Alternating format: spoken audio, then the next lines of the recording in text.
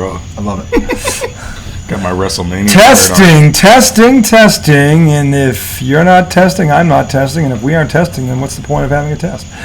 We are live. Welcome back to the Sack.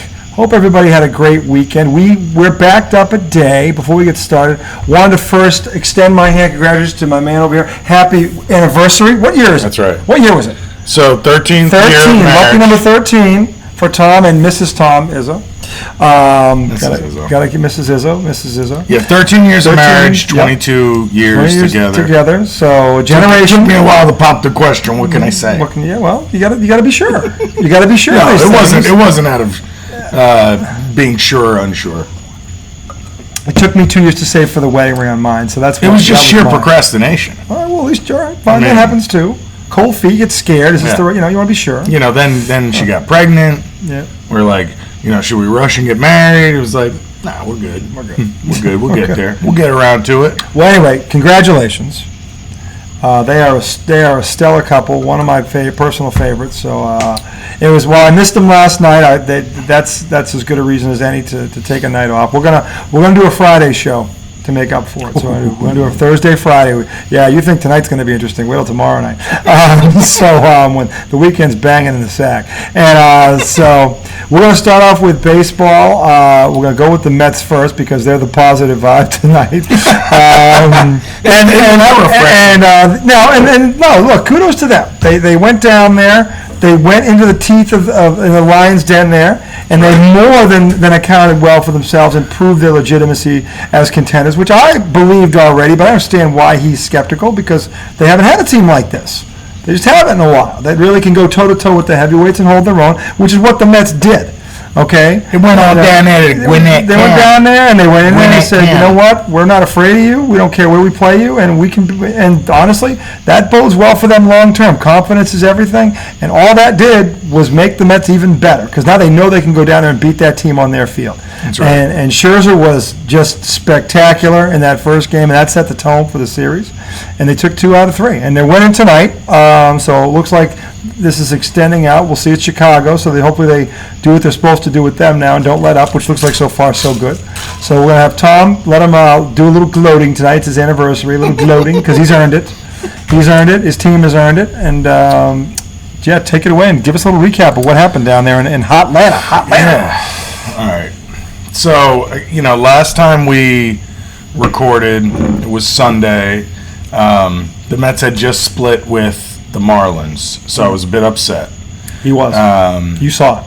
Yeah, they lost in extras to the Marlins, and they were headed to Atlanta. Atlanta was only behind a game and a half. Okay, so I was kind of, sky is falling a bit. But, Mets were down Starling Marte, and Jeff McNeil. Marte had a little groin tightness. McNeil was out on paternity leave. So they were down 2 All-Stars, went into Atlanta, and I know Atlanta doesn't have Ozzie Albies, which is a big loss, but they're still loaded, and they're healthier now than they were at the beginning of the year. Yes. And the Mets took 2 out of 3, and it was enjoyable to watch because it showed me that I honestly don't know how the Braves have been so hot. Because they basically hit home runs or strike out. That's their offense. And if you can pitch to the holes in their lineup, every batter has a hole in his swing, or her swing, or their swing. Mm-hmm. And if you can figure out what the hole is and pitch to it, you can get them out. Mm-hmm. Now, obviously, that's easier said than done. Yeah. But the Mets basically did that for 2.5 games. Mm-hmm. They were winning the second game of the series that they lost 4-1. They were winning that game 1-0, I think, into the 6th. Mm. And, this is without DeGrom and without Tyler McGill. Mm. So, the Mets really did show me something. It's interesting watching that kind of offense against the Mets offense. The Braves are leading the league in home runs with like 130 something, the Mets came into that series with 80-something home runs. That's a big-time It is. difference in power. Yeah. But the Mets matched them basically in the series with home runs. They hit 3 homers against them yesterday, and then I think hit 1 or 2 in the first game. So it was a nice thing to see. I was happy. RJ and I were talking about if they could just get 1 out of 3 and stay in first place as a bug flies in my drink. Yeah. There's a little flavor to it. I would be happy with that, even though I wouldn't have been happy with 1 out of 3. No. But they got 2 out of 3. Yeah. And it was really nice to take that third day game. I was working, I work from home, so I got the game on. There's nothing better than working from home and seeing the Mets win during the day. It's so beautiful. I can, as I'm on calls, I can just turn my head and be like, oh, Eduardo Escobar just hit one a mile.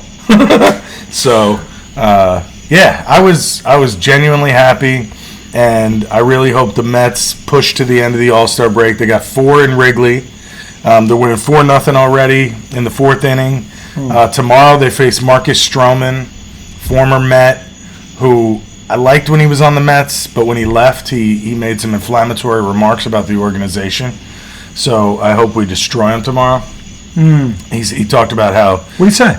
He said he's so glad to be away from this organization when the Cubs signed him. And now he's on a team that's 20 games under. Could have been on a team that was 20 over, but it's okay, Marcus. Karma is a real thing, ladies and gentlemen. Cut your break there, bud. Yeah, karma is a real thing. So last check, they are up 4-0. They are looking solid, like the contenders I believe they were going to be when the season started, because, again, they've got talent up and down the roster now, and they've got guys, they got dogs. They got guys that know how to fight through these when these slumps happen and go through the marathon that is that season and get to the end and be standing and ready to go. I just believe, you look at that Mets lineup now as compared to last year, it's night and day. It's night and day. It really is night and day. Well, you know what they did to the Atlanta pitchers, and the Atlanta pitching staff is nasty. Max Fried. This is good pitching. So Monday was Max against Max. Yeah. Max Fried versus Max Scherzer, and our Max won. Yeah. Then Strider is their number 2. The other number 2 guy who's very good. He's got a 2-something ERA. Yeah, he's very good. And each day the Mets just up the pitch count on them. Yeah. Every first inning was a 20-pitch inning for their starters, and they just basically worked on those pitchers and got them out of the game.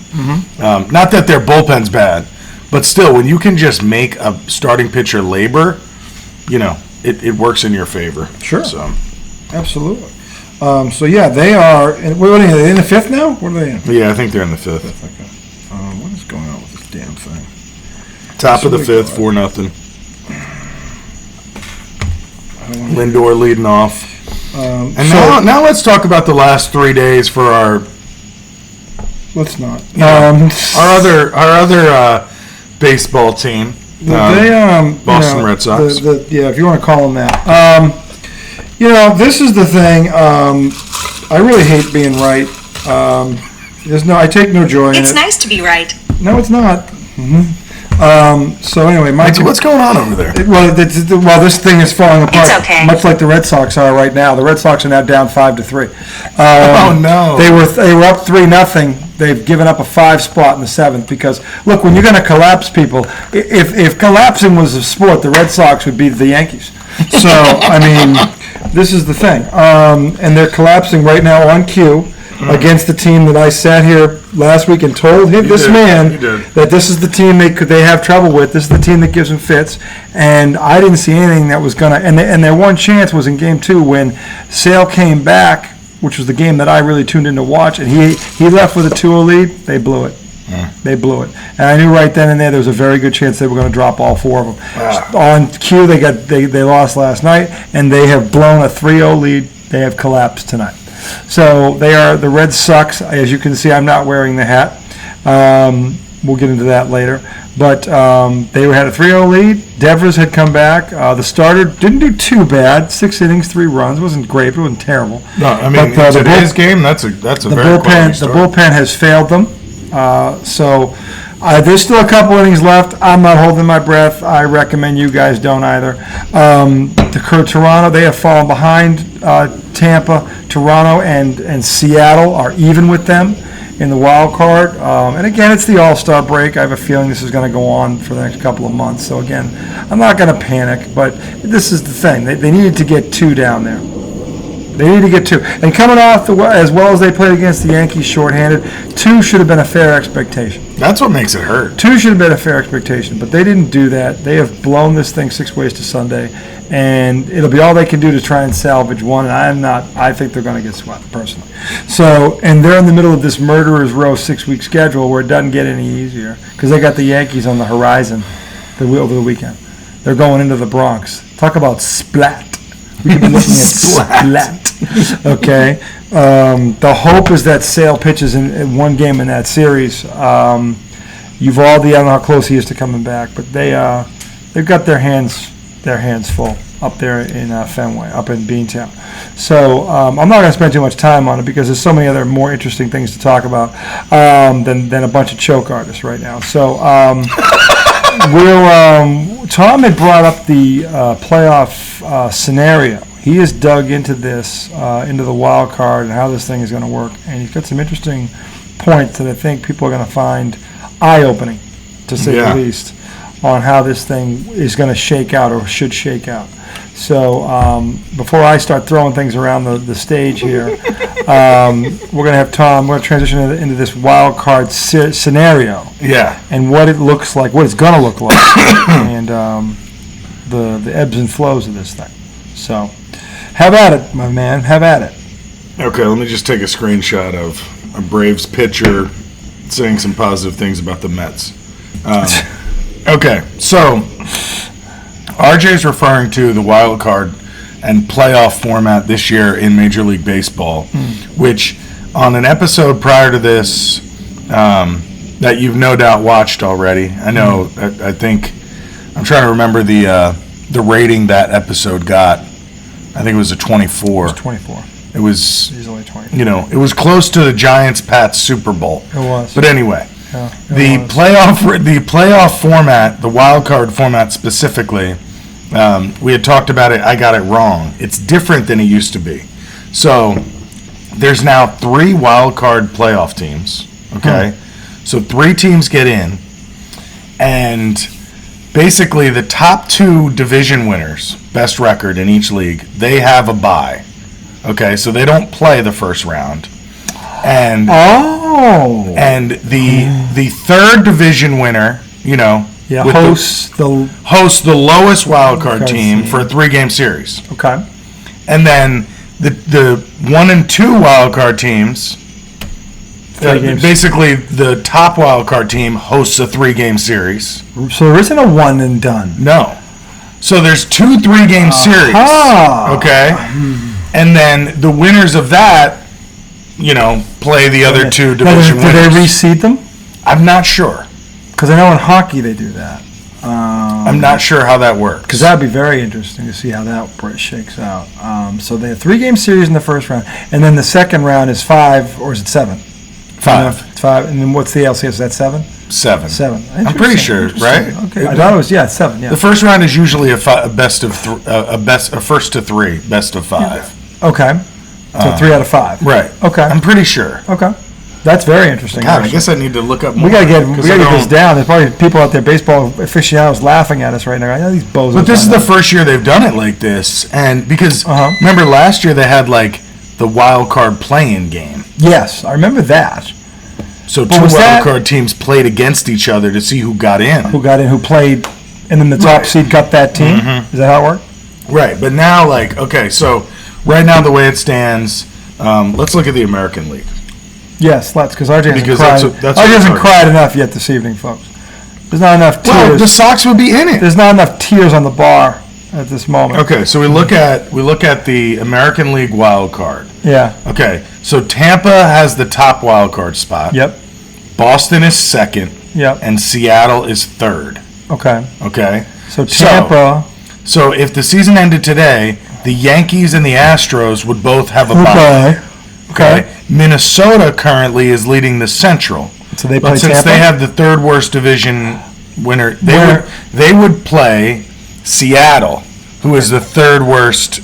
And then wild card Boston would team. play Tampa? Boston would play Tampa in Tampa for 3 games. Oh, so now I'm really depressed. So, like, it wouldn't even jump back and forth. The team that I know they can't beat is the team they would draw. Right. Thanks, Tom.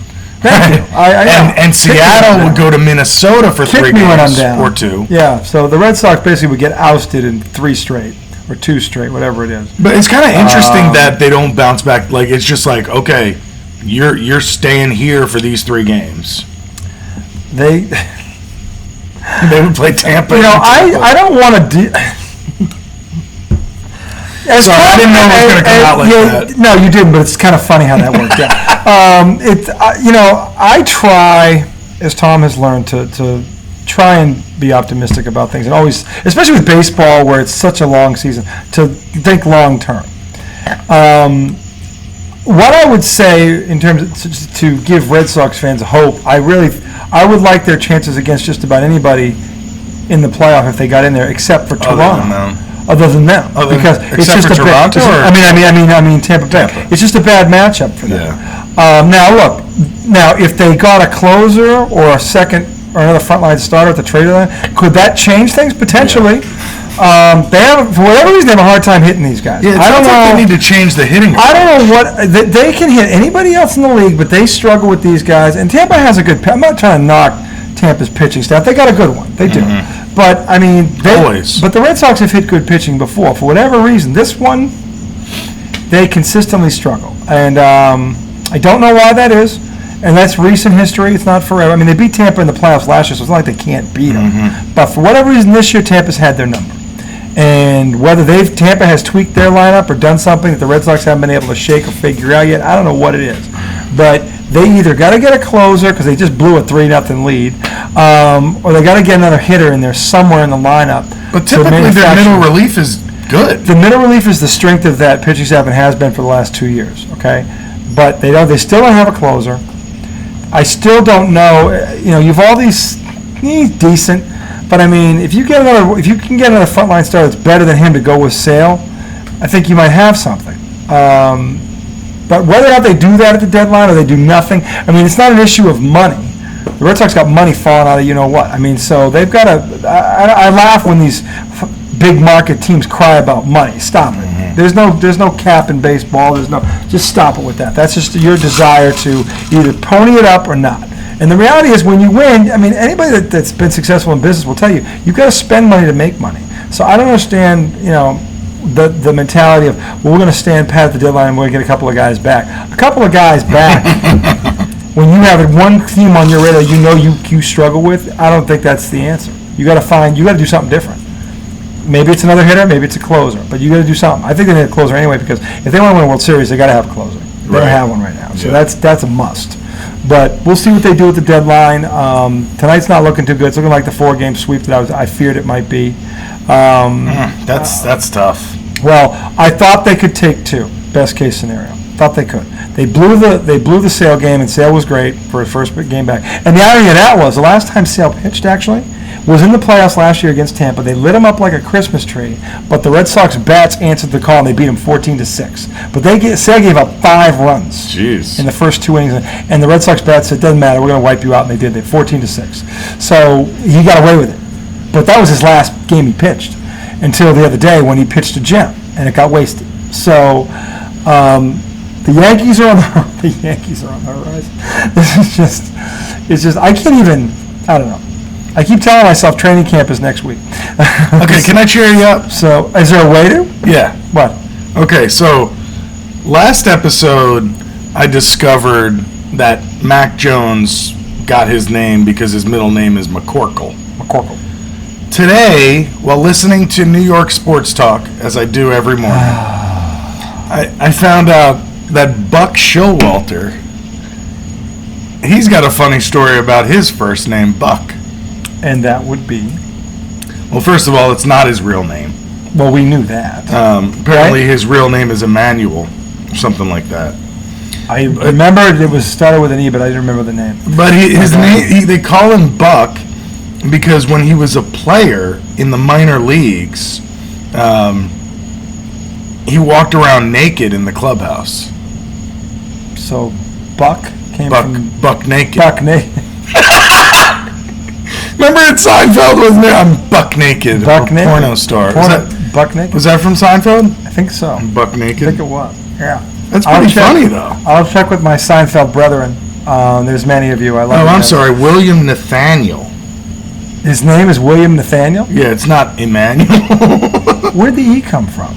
I don't know. I'm pretty sure on the radio show I was listening to, they said Emmanuel. I thought it was Emmanuel, too. In fact, I thought it started with an E. This says William Nathaniel Buck Showalter. Scrap that. There's no E involved here. It's William Nathaniel. Yeah, but he was just, Sounds like John Paul. walking around in the flesh. William Nathaniel Buck, to those of you who happen to watch. Ah, God damn it. These bugs are everywhere in the summer heat. Don't do that. Don't do that. Flick it. I almost Yeah, you'll smacked. destroy Oh, damn, it. look at that The thing. size of this guy. I had Mothra on my neck. Yeah. That's why I reacted like a child. As you can tell, when you're in the garage and you're outside to cool things off, we have Mother Nature to deal with sometimes. I don't do bugs. Yeah, bugs are not fun. I don't do bugs. So, Buck, Buck. William Nathaniel? William Nathaniel Buck. Remember the guy, did you ever see Last of the Mohicans? Yeah, but I mean, it's been a while. The guy's name was James Earl Paul Cameron Shaw. Like some stupidly, ridiculously long name. He was a Native American, but he had like an Englishman's name. It was like when he gave the name. Of course, he's talking to Madeline Stowe, who was a hottie. Those of you remember Madeline Stowe. Madeline Stowe. Back in the day, Madeline Stowe was a fox, and so he's. They meet, and when he tells the name, I spit up my drink every time because it's like 4 names in one before he gets to the last name, and none of it's Native American. But he's supposed to be Native American. So anyway, so that's neither here nor there. So anyway, that wild card format though is very interesting. And this is the first year they're going to do that. That's right. That could be very interesting. It's cool because it lets another team into the playoffs. Well, yeah, but it gives you it opens the playing field up. Look, I don't know why more sports haven't figured this out, but look, the wider the playing field, the more the attention it gets. Because just for the simple fact of the more fan bases get involved, because the teams have a chance. I don't know why college football screwed this up for so long, because they were sitting on a winning lottery ticket, and all they want to do is make money, and yet they were preventing themselves from making all this money. And they still are, because they should have a 12-team playoff, which they could turn that into like March Madness, and that would be $1 billion playoff easily, and use the bowl sites as neutral sites like March Madness, and they'd make a killing, because all these fan bases would travel for that. A true national champion like that, oh my God, you couldn't put a price on what that would pay out at. So they're at 4 now, and they're still dragging on that stupid thing. It should be at least 8 or 12. So whatever, but more playoff games mean awesome TV. Awesome TV, more revenue, more everything. The regular season is meaningful. People are more locked in because it's more meaningful. More teams have a chance. Yeah, it's more meaningful. The NBA did a great thing with this plan, and they need to vote that. They're actually voting on that. Because you have 10 teams now that can compete. I like it. I'll tell you why. Some of those teams feel like trash at the end there. I'll tell you why, because it's new. It's new. When this becomes a regular thing, you watch what happens in terms of the quality of play. It will get better when it becomes a regular thing. And honestly, at some point, a team will break through from that and will win this damn thing. No. They will. It happened. Look, no one ever thought a 1 finally beat an 8 finally beat a 1. Right, but an 8 never won the whole thing. Not yet, but this is the first time this has happened with the play-in. But I'm saying an 8 has never... What's the lowest seed to win an NBA title, do you know? 6. 6. Houston in 96. When they repeated with Clyde, because they were banged up with Clyde and Olajuwon. 95. Nick should have won one of those years. Well, John Starks' 0 for 11 in Game 7 was probably the reason they lost. I think it was 0 for 20. It was 0 for 11. I have the game recorded. Oof. I still actually have a VHS. In fact, I have it back there if you want to relive a fond memory. No, I don't. Anyway, so that baseball playoff scenario is very interesting. And if it's not Tampa Bay in there, I give the Red Sox pretty even money, except for the Yankees right now. I still think they're a starter and or a closer away from really contending with the Yankees. They can play with them, but I don't know if they can beat them in a 7-game series right now. I think they could take 2. but now they can take 4. They get a closer. Take 2 from who? The Yankees. I think they'd lose in 6. If they faced them in the playoffs, the Yankees would beat them 4-2, I think. Right now. If they got a closer or another frontline starter, that might change things. But right now, as it stands, I'd pick the Yankees 4-2 in that series, no matter where it was being played. So, but with with Tampa Bay right now, I'd pick a sweep. I'd pick a sweep. Tampa Bay sweeps. I don't care if Boston has home. I killed him. Yeah, that's right. Where's the stamp? RJ1, bug 0. Did you kill Mothra? I killed Mothra. I killed a Mothra. I don't know if it was the Mothra. Kind of like in Jaws, when they say, they caught a shark, not the shark. Not the shark that killed Chrissy Watkins. And probably not the shark that devoured Alex Kittner. But anyway, I digress. So, we're going to transition into football right now. I don't know how many of you saw this or follow ESPN, but they had a top 10 quarterback list that came out the other day. And this was an cumulative. They went around, the beat writers, and they polled all these executives and GMs around the NFL to come up with a top 10 list going into this season. It wasn't just based off last season, it was based off the last 2 or 3 years. So I don't have the full list up, but I can tell you most of it off the top of my head. It was Rodgers 1, Mahomes 2, Josh Allen 3, Tom Brady 4, Burrow 5, the kid Stafford in LA just won the Super Bowl 6. I believe who was 7?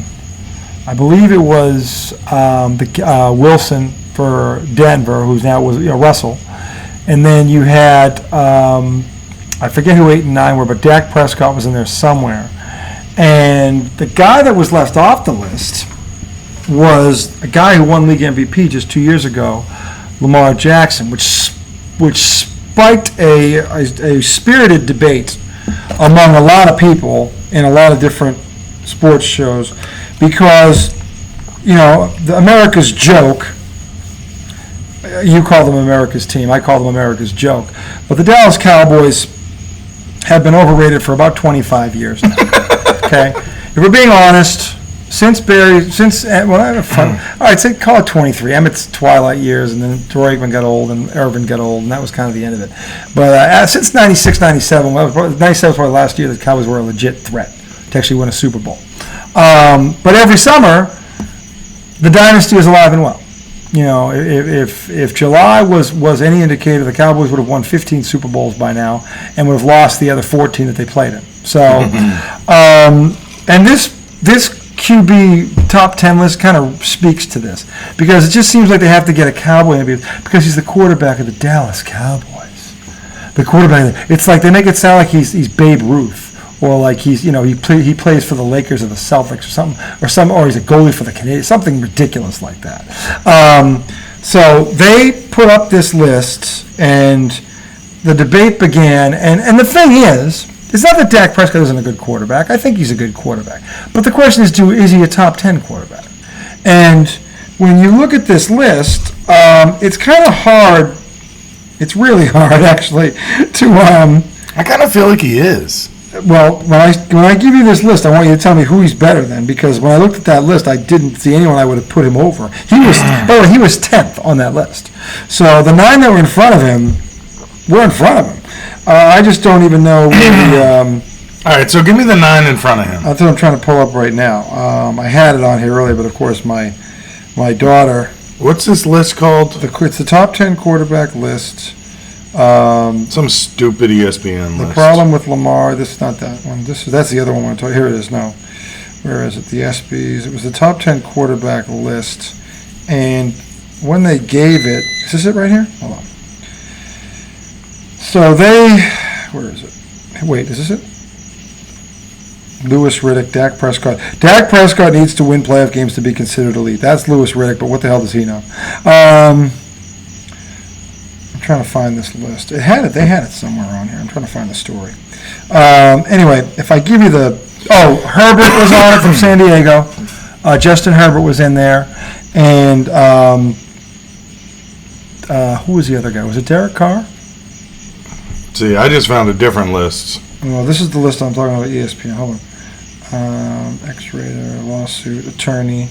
By the way, you Commanders fans out there is another tidbit we're going to touch on tonight about Mr. Schneider and this testimony that he has dodged like a silver bullet. about the culture that he created up there in the D.C. area. And now there's judges involved, and I mean, like real judges involved. And, Well, they're trying to get him to testify under subpoena, under and he subpoena, won't. and he won't. Yeah, and Which is- well, I don't know. I mean, look, I don't condone what he did. Women have been getting kicked to the curb here a lot recently, and as a married man who has a daughter, I find that rather ridiculous. And it's been way too long. So I understand them going after this guy, given what came out of there over the past 5-6 years. So anyway, the top 10, I gave you the top 7. Do you remember the top 7 I gave you? No. So it was Rodgers 1, Mahomes 2, Josh Allen of Buffalo 3, Brady 4, Burrow from Cincinnati 5, what's his name? Stafford from the Rams 6, okay? Herbert from San Diego was 7, Russell Wilson 8, and then I forget who was 9. I'd take Dak over Russell Wilson. Russell Wilson, who's won a Super Bowl. No, I understand what he's done, but right now, at this point in his career, I'd take Dak. He's not that old. He's 30. Have you seen him play the past couple of years? Well, I saw him play on a team that had one weapon and no defense. All right, but that's all I can look at. Well, Dak's had everything. What's Dak doing? I think Dak's had some pretty good years. Well, let's find out. Because I forget who the 9th guy was.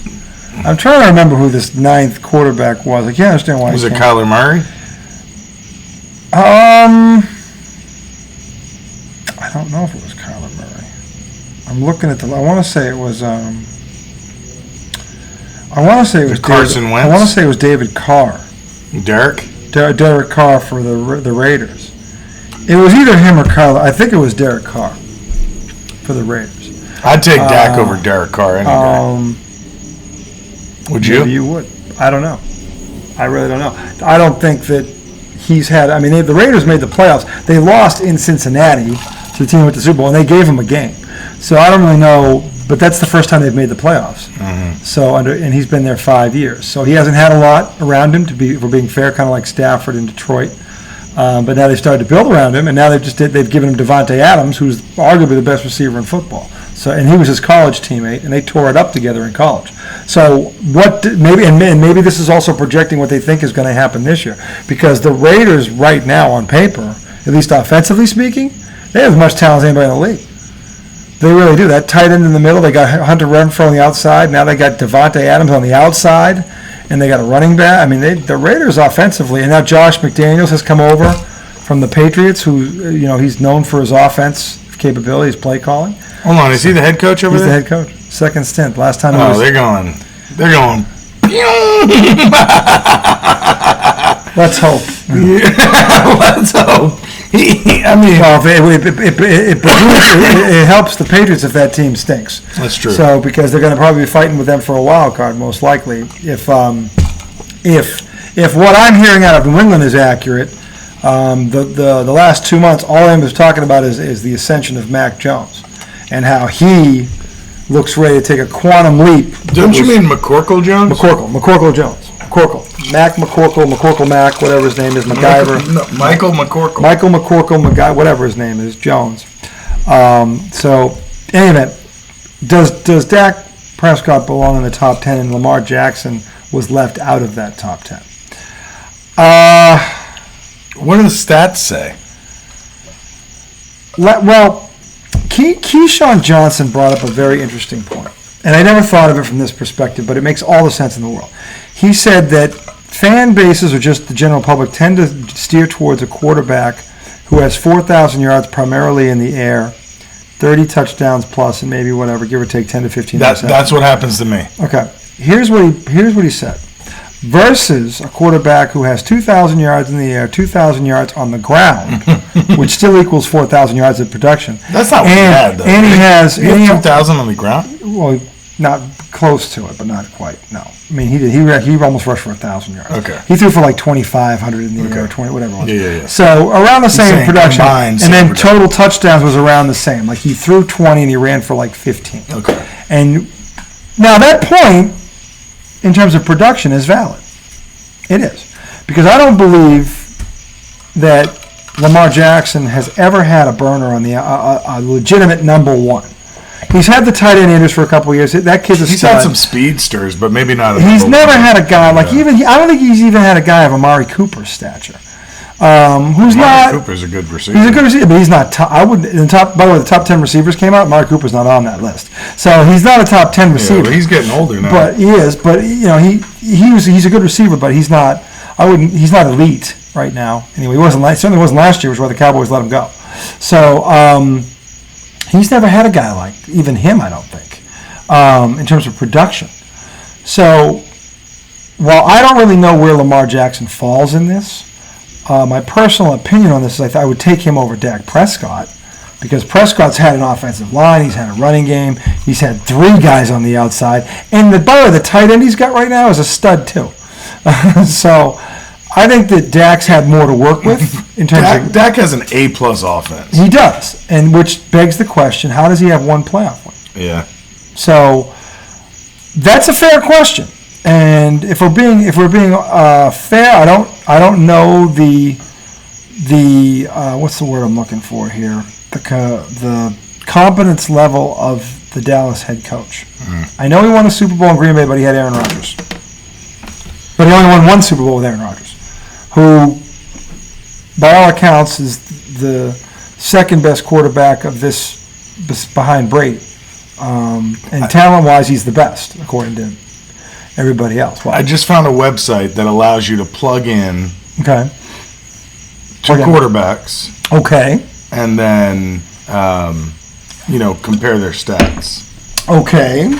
So what you put those 2 up?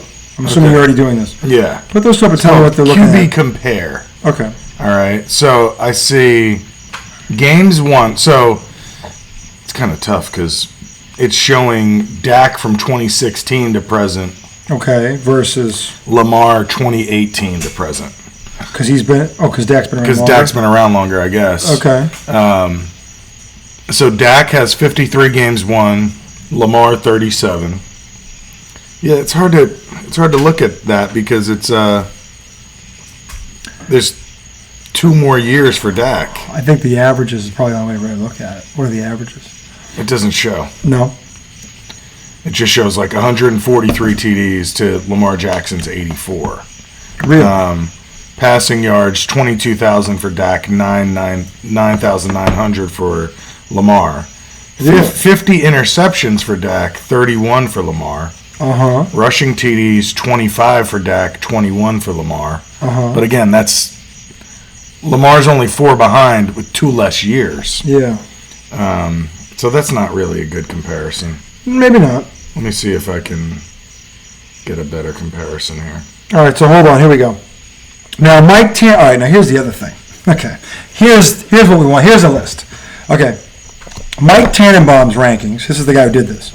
So, I'm sorry, I misspoke. Former Jets GM. Here's what I found. Here's what you found. Shut up. Okay, so the top 10, this is Tannenbaum's ranking. So he had Rodgers 1, Mahomes 2, Brady 3, Herbert 4, Burrow 5, Allen 6, Dak 7. Ahead of Matthew Stafford, who just won the damn Super Bowl. Kyler Murray is 9. Ryan Tannehill is 10. Wow. In front of Lamar. In front of Lamar. Then he has Russell Wilson 11, Derek Carr 12, Kirk Cousins 13, Mac Jones 14, Lamar 15. All right. Wow. I got a problem with this list already. Yeah, I don't like it. Okay, I don't like it. I think the top 3 are right. I would take Herbert out for Burrow and Allen. I would probably go Burrow 4, Allen 5 because of playoffs last year. Herbert 6. Actually, no. You got to throw. See here. All right. Matt Stafford just won the damn Super Bowl and had a great year statistically. So I would go. This is just me now. I would keep the top 3 only because of age. Although Brady to me is still the number 1 because he beat the 2 guys in front of him the last time he faced him. because they just won the Super Bowl 2 years ago. So, and they beat Mahomes in the final, and they beat Rodgers on the way. Well, is he saying how he's judging them? Because he's not judging them on the rankings are updated through the end of the 2021 season. They include starting quarterbacks, backups, field QBs, injuries of last year. Long-term injuries are not included. He has total QBR as his main measure. Yeah, QBR is what he's going off. He's going off main measure. So if he's going off that stat, but the problem with that is he's not taking into account like leadership. The problem with that is Mahomes' QBR was 62.6, Brady's was 68.5. So this is not even. And he's got Mahomes. He's got Mahomes ahead of Brady. So, okay. What I would say, is if you want to go Rodgers, Mahomes, Brady, Burrow, I would actually put Matthew Stafford ahead of Burrow because Matthew Stafford just won the damn Super Bowl and had a very good game and a very good season. I'd go Stafford 4, Burrow 5 because they were both in the Super Bowl. Josh Allen 6. Then I'd probably go Herbert 7, Russell Wilson 8. Isn't Herbert premature though?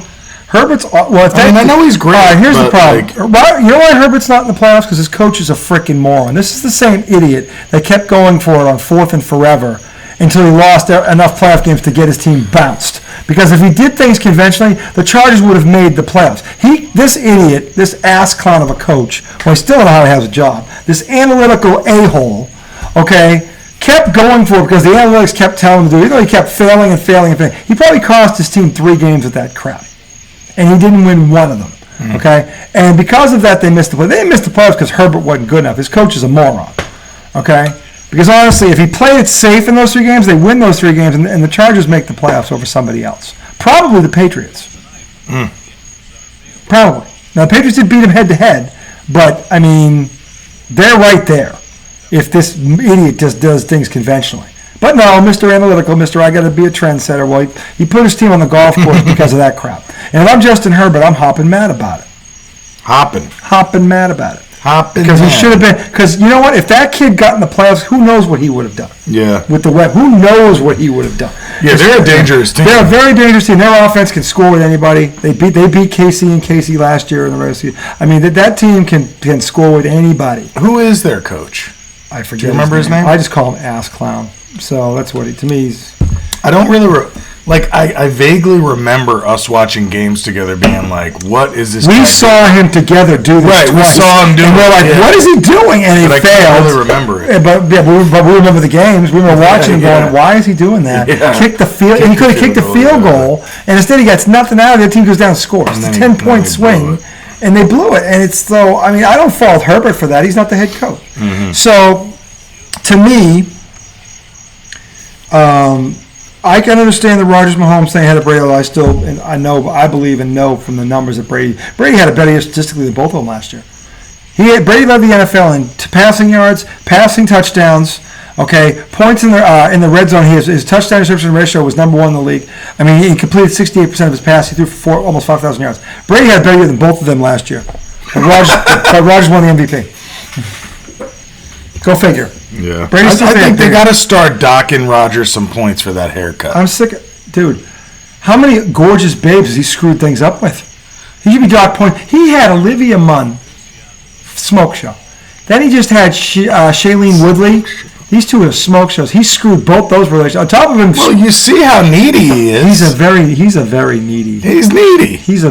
Him and Kevin Durant should go bowling. They are the two of them. I don't know who's the bigger drama queen between the two of them, but it's close. By the way, that could be a think piece. Who's the bigger drama queen, KD or Aaron Rodgers? We will discuss this when we talk to Yoda. By the way, this may come up later. But you tell me, what do you think about? If we're going, all right, Rodgers, Brady, Mahomes, Josh Allen, Burrow, obviously Matthew Stafford. Those are your top 6 in whatever order you want to put them in. Mm-hmm. Then you've got, then it gets interesting. Then it gets interesting. Yeah, so it's tough for me because I feel like I'm always going to be biased towards things I see more. So, I see Dak beat the Giants a lot. So, I think, all right, he's a good quarterback. You know what I mean? I would rather have him than Daniel Jones. Well, everybody would rather have him than Daniel Jones. Well, I hope so. I would take him. Who the hell wouldn't do that? So, I like Dak. I like his presence. It seems like he's a team guy.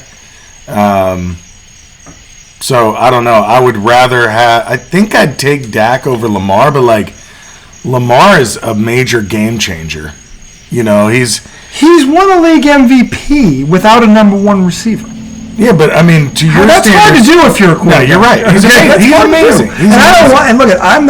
I have no love loss for the Baltimore Ravens. Okay, they're on my permanent shit list. Okay, but he's a heck of a player who, quite frankly, hasn't had a whole lot to work with.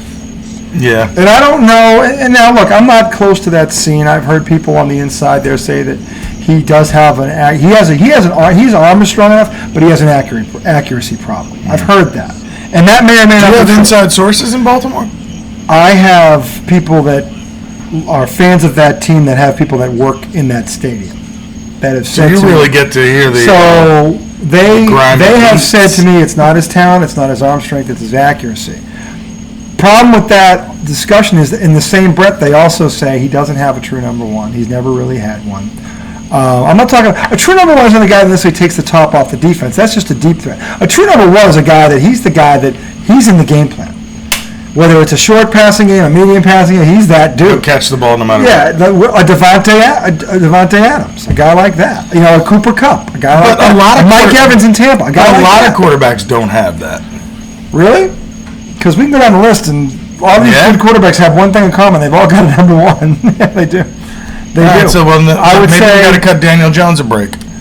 I've been saying that forever. I don't know what his ceiling is. I'm not saying you're wrong. I'm saying I don't know because I've never seen him with elite talent. Yeah. The best weapon he has is never healthy, and you say he's a bust already, and you may be right. Yeah. So if the best weapon he has is never there, okay, what is he supposed to do? Never mind the fact his offensive line is terrible. I mean, they can't run block or pass block. I don't know how do you. When the GM comes out, how do they all have jobs? When the GM comes out and says we have done nothing to set this kid up for success, that's the GM talk. That's an embarrassment. But at that point you kind of got to give the quarterback a pass until you see him. I don't know. Again, you could be right. He could be a bust, but until you see him with legitimate talent, that's really the only fair way to judge him. And I'm just trying to be fair. I don't know if he's a bust or not. He might be. But if we're being honest, who's he had around him? Who's he really had around him? I don't know. I mean, people gave Tom Brady a rash of shit in his last year in New England. And I can tell you right now that supporting cast was right there with the New York Giants. It was terrible. It was absolutely terrible. Didn't y'all go deep? We didn't have a deep. We had. No, I mean into the playoffs. No, we got bounced in the first round, but they were 12-4. Brady had a 3-1 touchdown interception ratio and threw for over 4,000 yards with a hot mess of garbage. With a guy, by the way, who was the number one pick that year for them, who just got traded to Chicago for a 7th round pick. Is that Henry or something like N'Keal Harry. That pick should have been either DK Metcalf or A.J. Brown. Both studs. And if either one of those two had drafted Tom Brady's probably still in New England. Okay. A lot of people missed on that. Not a lot of people had N'Keal Harry rated that high. Just Bill Belichick. Was that Bill trying to overthink shit? That was a classic example of Bill overthinking shit.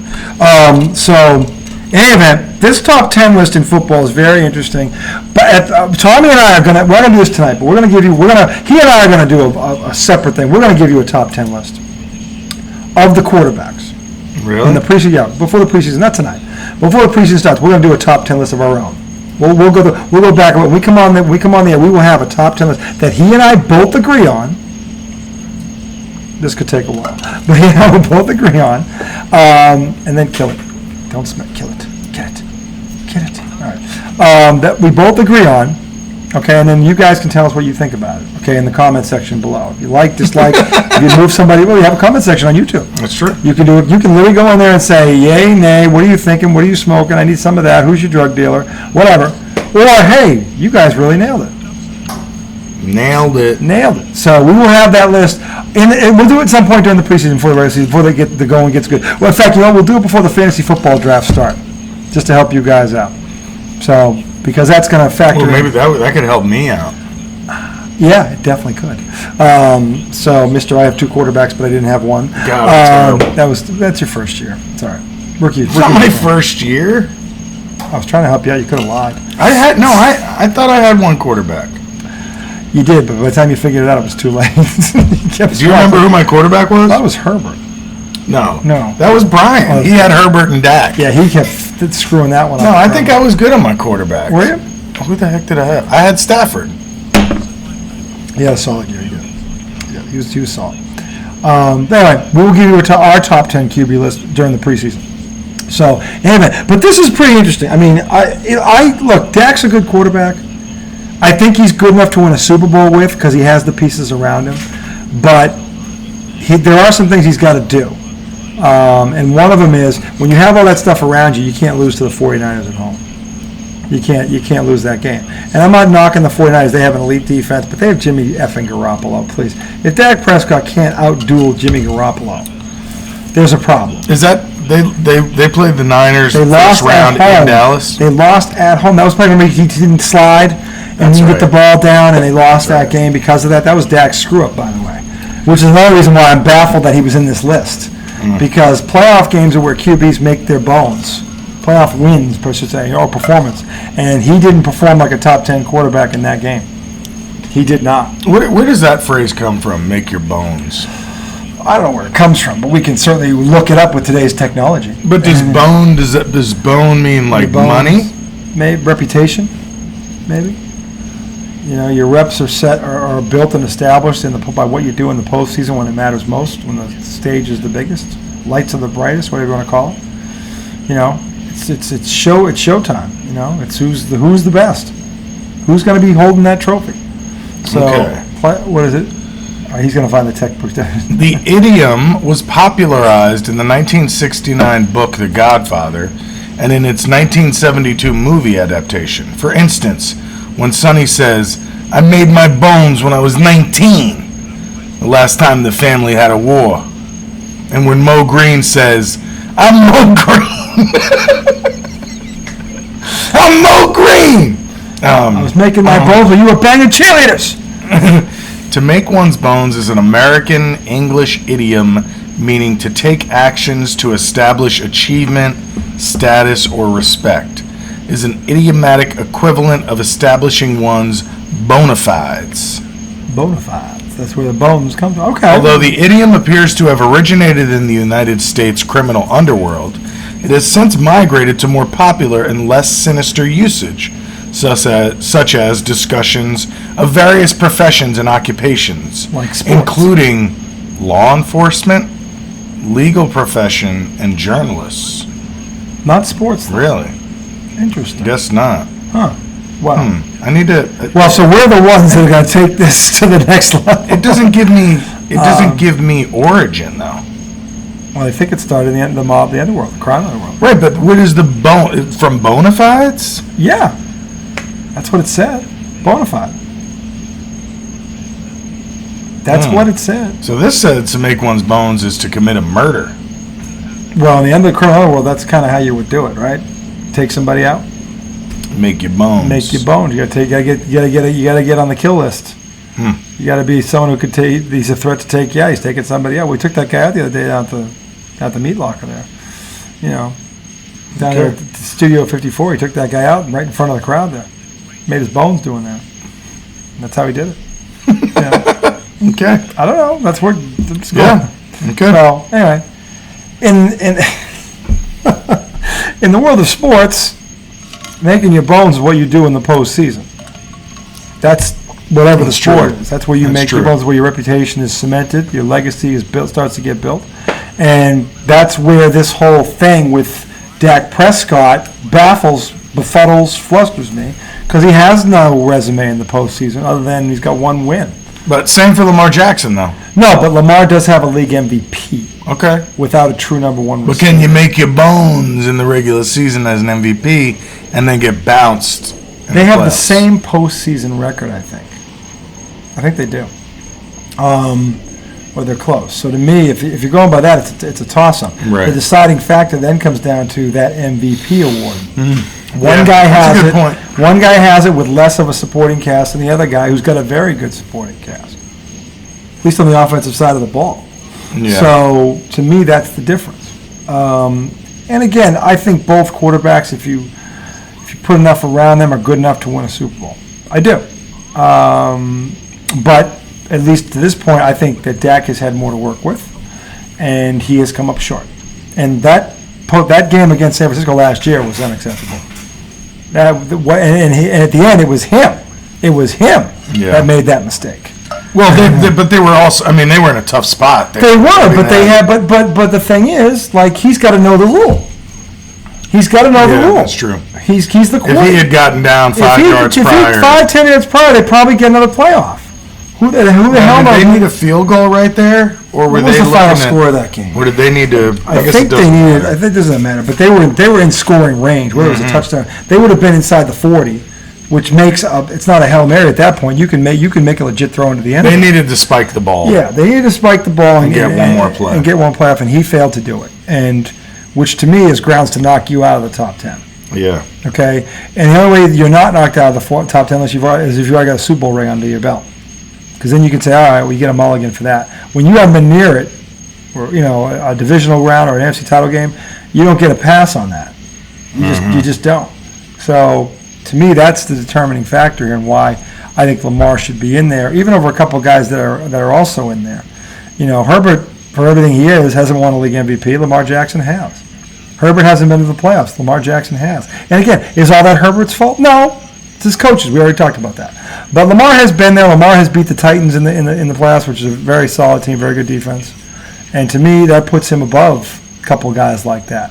I don't think he's above Russell Wilson. Russell Wilson won a Super Bowl. So, but Russell's never been or finished in the top 3 or 4, I think, in MVP voting. I don't believe he has, Russell Wilson. So there's an argument to be made there for him over Lamar Jackson, vice versa. I would take Lamar over Russell right now. I probably would too, if we're being honest. Russell seems old now. He's 31, but he's now. Here's the thing: the team he just joined. This is going to be interesting. They've got a running game. They've got three very solid receivers. Where'd he go? Denver. They've got a defense. So they've got a lot of things there to help that have set him up to win. He's the missing piece. That's going to be weird seeing him in Denver. It's going to be very weird seeing him in Denver. Especially if he makes Denver good. I'll tell you what. Well, listen, they've won. They've been competitive with really no quarterback. Yeah. So with no quarterback really. So you put this guy in there who's been to 4 Pro Bowls and won a Super Bowl. Yeah, this should be very interesting. That division is murderer's row. Because all those teams added San Diego added people on defense, very good players on defense.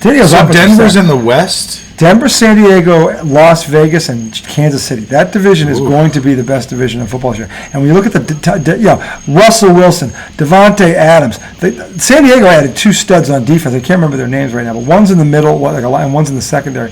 San Diego's defense is going to be a lot better this year. And San Diego already had a good defense with their front 4. They were better. Their front 4, Bosa was there. Yeah, they already had a good front 4, but now the back 7 has gotten significantly improved. So that division is going to be a dogfight. They're going to beat the crap out of the one team that took a step back was Kansas City because they lost the Cheetah. You're not replacing You're not replacing the Cheetah. I'm sorry. But who did they get? They got somebody, right? Juju Smith-Schuster, who came over from Pittsburgh. Who's decent, but he's not the Cheetah. Yeah, Juju's a good receiver. He's a good, but he's not the. He is. Not Tariq He's not the Cheetah. No. He's not that dude. So I don't know that Kansas City's better. I don't know that they are. I don't think you lose a guy with that kind of breakaway. I mean, that dude was a guy you game plan for.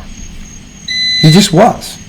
So now, my God, yeah. He was a guy you game plan for. And your game plan typically failed against him. Yeah, and you had to allocate 2 people to him. 2 people to him, guaranteed he had to have a double team. You couldn't leave him one-on-one. So, Kansas City lost that guy. They did not replace him. So they lost him. Who else? They lost Honey Badger, the defense. He's gone. Was he with them last year? Yeah, he's gone now, though. I forget where he went. Yeah, I can't remember where he went. He's gone. So they got weaker on defense. They got weaker on offense. because Juju Smith-Schuster, who I think is a good receiver, he's not replacing the cheetah. It's not the same thing. Nobody's replacing him. No, the guy runs a 4.2. It's not happening. Okay, so and he can catch.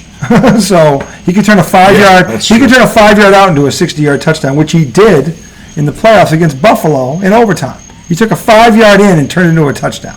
Okay, against a Buffalo an elite defense, an elite Buffalo Bills defense.